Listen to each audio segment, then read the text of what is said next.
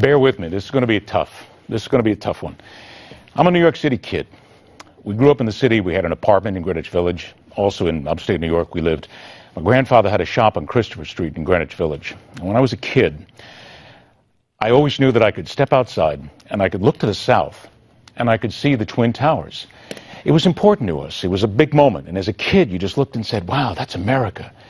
And it was just such a great thing that we could do. And I always knew those towers were going to be there. Of course, 14 years ago today, they disappeared. I couldn't bring myself to go back to New York for a lot of years.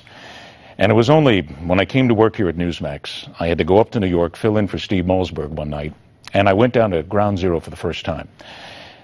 And the memorial hadn't been built yet, and I knew I would go back. And this past Christmas, I took the lady Shannon, her first visit to New York, and we went back, and we went to the memorial. I took some pictures inside, and I wanted you to see them and just get an idea of what was going through my mind and the minds of those who were there. It was so quiet. It was so respectful. It was so intimate. We heard the audio of the last phone calls of people before they died. We saw the pictures of heroism. We saw the slurry wall that kept the waters back, the underpinnings of the building itself.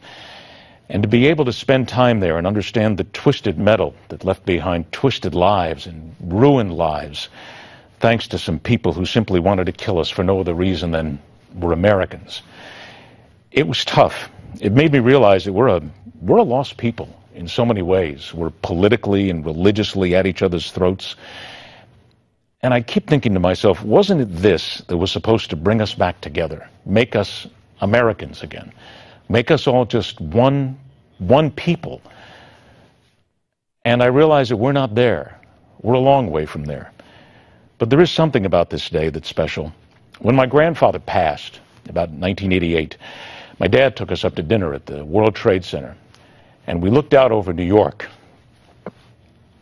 the north side of Manhattan, and he said, this is Pops in New York. And I told myself I was always going to be able to go back one day and relive it, and I can't.